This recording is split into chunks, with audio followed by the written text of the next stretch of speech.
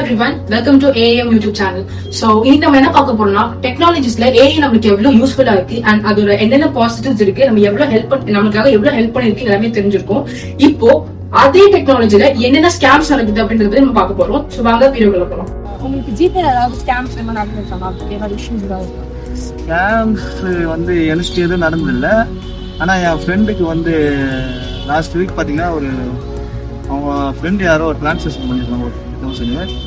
அது கிரெடிட் ஆயிடுச்சு. கிரெடிட் ஆகி ஒரு 2 செகண்டில் பார்த்தோன்னா திரும்ப வந்து ஷோ ஆகலை. அதை வந்து கேட்கறது அவன் பேங்க்குக்கு போயிடுறான். அந்த பேங்க்குக்கு போகும்போது அவங்க என்ன சொல்லியிருக்காங்க, இவன் இன்ஃபார்ம் பண்ணியிருக்கான், சார் இந்த மாதிரி எனக்கு வந்து 50,000 வந்து அமிச்சாங்க, இந்த டைமுக்கு எனக்கு வந்து கிரெடிட் ஆகிற மாதிரி எனக்கு காமிக்குது சார். பேங்க் சைடில் கேட்கும் போது இல்லைங்க, இது வந்து ஜிபேன்றது தேர்ட் பார்ட்டி ஆப்பு, எங்களால் பண்ண முடியாது. நீங்கள் வந்து எங்கள் பேங்க்கோட ஓன் ஆப் நீங்கள் பண்ணியிருந்தீங்கன்னா நாங்கள் வந்து ஸ்டேட்மெண்ட் வச்சு நாங்கள் செக் பண்ணி சொல்ல முடியும். அதனால் இதை நான் பண்ண முடியாது சார். நீங்கள் ஜிபே வந்து அவங்களோட சப்போர்ட்டுக்கு இன்ஃபார்ம் பண்ணுங்க. என்ன மாதிரிலாம் சேஃப்டியா இருக்கலாம்? நீங்க என்ன சொல்ல வரீங்க? எப்படிலாம் வந்து ஜாக்கிரதையா இருக்க முடியும்? இப்போ உங்களுக்கு நடக்க போகுதுன்னு உங்களுக்கு தெரியுது, அது நீங்க எப்படிலாம் தடுப்பீங்க? உங்களுக்கு அந்த சேஃப்டி எப்படி இருக்கீங்க? அந்த மாதிரி ஏதாவது சேஃப்டி என்னன்னா வந்து நம்மளுக்கு ஃபோன் காலில் வந்து ஹிந்திக்காரன் பேசுனாலே அவர்தான், நம்ம அதுலேயே உஷாராயிக்கணும். நாட்டிலேருந்து ஒரு கால் வந்தாலே உஷாராயிக்கணும், மற்றபடி வரல. ஏன்னா அவங்க நாட்டுல இருந்து தமிழ் பேசுவாங்க, ஆனா அவங்க தமிழ் பேச ஸ்லாங்க நம்ம புரிஞ்சுக்கலாம் வேற. சார் இந்த மாதிரி உங்களுக்கு ஒரு ஓடிபி வந்திருக்கு அப்படி இப்படி சும்மா ஒரு கேட்பாங்க தமிழ் ஸ்லாங், அதுலயே நம்ம கொஞ்சம் உஷாரா ஆயிக்கணும் வேற. மற்றபடி யாருக்கும் வந்து பர்சனலா வந்து இப்போ வந்து ஒரு சில பேரை பார்த்துருக்கேன், ஒரு பையனோட பேரண்ட்ஸ் வந்து இந்த மாதிரி ஓடிபிக்காக வந்து என்கிட்ட கொடுக்குறாங்க. என்கிட்ட பேச சொல்லி, தம்பி இந்த ஓடிபி வரும்பா, என் பையன் கேட்கறான்பா. அவங்க பையன் எதுக்கு கேட்கறான்னு தெரியல, ஆனா பார்த்தா அது வந்து பேங்க்ல இருந்து காசு எடுக்கணுமா. ஆனா வந்து அந்த பெரியவருக்கு தெரியல, என்கிட்ட கேட்கிறாரு. இந்த மாதிரி இருக்காங்க வேற. என்ன சொல்றது, இந்த மாதிரி. ஆமா, அது ரொம்ப அதுல வந்து ரொம்ப பாதிக்கப்படுறது அந்த வயசானவங்க தான். பசங்கன்னா கூட ஓரளவுக்கு பரவாயில்ல, ஏதோ இப்போ நிறைய படத்தை பாருறேன், சினிமா படத்துல ஸ்கேம் 1992 அந்த மாதிரி அந்த மாதிரி பார்த்துக்கும் உஷாரா இருப்பாங்க. ஆனா இதுல வயசானவங்க தான் ரொம்ப கொஞ்சம் மாட்டிக்கிறாங்க.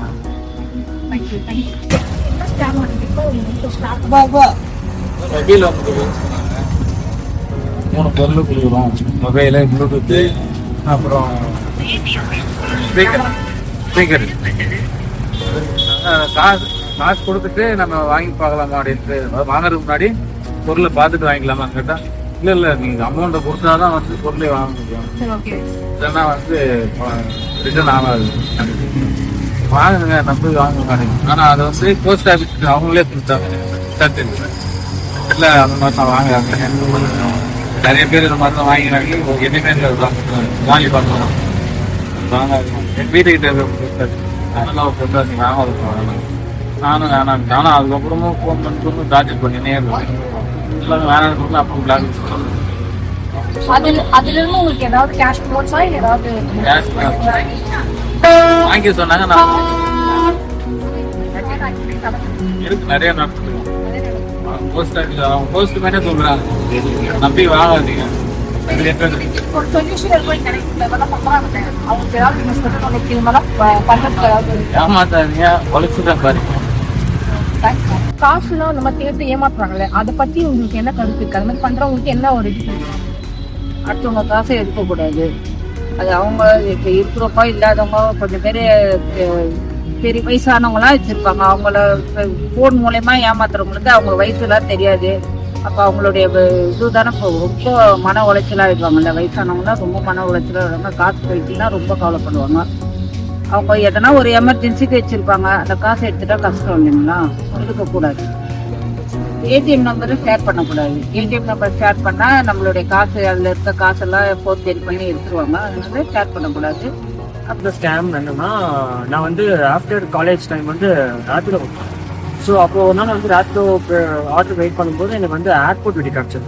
சரி பக்கத்தில் தானே, பக்கத்தில் இருந்து ஏர்போர்ட்டில் எடுத்துகிட்டு வேணும்னு சொல்லிட்டு வந்தது. நான் வந்து என் ஃப்ரெண்டு கேட்டேன், அவன் என்ன ஃபேன்ஸ் எடுத்துக்கிறேன், அவனுக்கு வந்து நிறைய ப்ராஃபிட் கிடைக்கும் அப்படின்னு சொன்னான். நான் எடுக்கிறதுக்குள்ளே அறவே எடுத்துட்டாங்க. சரி ஓகே, கொஞ்ச நேரம் வெயிட் பண்ணால் மறுபடியும் அதே டியூட்டி அதே பிளேஸ்லேருந்து இன்னொரு பிளேஸ் வந்து அண்ட் டவுட் வந்தது. நான் ஃப்ரெண்டு கிட்ட கேட்டப்போ எடுத்துக்கிட்டா நல்ல இதுவாக அவன் கேட்காம நான் எடுத்துட்டேன். அவனும் அப்போ என்ன பண்ணாங்க, ஒரு கால் பண்ணாங்க, ரேப்பிட் வந்து கால் பண்ணி இந்த மாதிரி ப்ரோ எங்க இருக்கீங்க, கொஞ்சம் ஹிந்தியில தான் பேசினாங்க, எனக்கு புரியலன்னு சொல்லிட்டு நான் ஃப்ரெண்டு கிட்ட கொடுத்து பேசணும். அவனும் பேசி இந்த மாதிரி கொஞ்சம் எக்ஸ்ட்ரா கொடுங்க, அவங்க இங்க இருந்து ரொம்ப தூரம் போகணும், மார்னிங் ஒரு ஏர்போர்ட்ல இருக்கு, ஸோ கொஞ்சம் எக்ஸ்ட்ரா கொடுங்கன்னு சொன்னாங்க. சரி ஓகே நானும் கிட்ட போயிட்டேன். கிட்ட போத்த மாதிரி எனக்கு ஒரு கால் வந்துருக்கு போது இது மாதிரி அது வந்து நான் போன இடத்துல வந்து ஒரு ஹாஸ்பிட்டல். ஸோ அங்கே வந்து இந்த மாதிரி என் பிரதர் இருக்காங்க, அவங்க தான் பிக்கப் பண்ணி ட்ராப் பண்ணணும். ஸோ என் பிரதருக்கு வந்து உள்ள ஜிபே ஒர்க் ஆகல, பில் பே பண்ணணும். நான் வந்து உங்களுக்கு 3,300 அனுப்புறேன். ஸோ 300 உங்க சாருக்கு வச்சுக்கோங்க, 3,000 வந்து பில்ல பே பண்ணிடுங்க அப்படின்னு சொன்னாங்க. சரி ஓகே நானும் 3,000 தான் அனுப்புறாங்க, நம்ம போய் பே பண்ணிட்டு கூப்பிட்டு வந்துடலாம் அப்படின்னு சொன்னேன். அப்புறம் என்ன ஆச்சு, நான் வந்து மறுபடியும் கால் பண்ணாங்க. கால் பண்ணி இந்த மாதிரி 3,000 வந்து அவங்களுக்கு ஜிபே பண்றேங்க, எங்க பிரதருக்குள்ள இருக்காங்க, ஜிபே பண்றேங்க.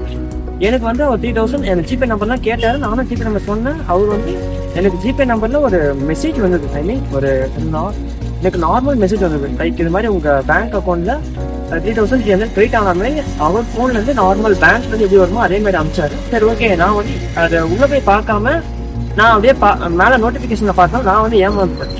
ஸோ அந்த மாதிரி நிறைய பேர் வந்து பார்த்து ஏமாந்து அனுப்பிச்சிட்டாங்க. நானும் வந்து ஒரு 1,000 அனுப்புறேன். ஃபர்ஸ்ட் 8,000 அனுப்பும் போது தான் என்கிட்ட தெரிஞ்சுட்டு என்னோட பேங்க் பேலன்ஸ் லோவா இருந்துச்சு. அப்போதான் நான் ரியலைஸ் பண்ணேன் அது வந்து ஒரு ஸ்கேமு.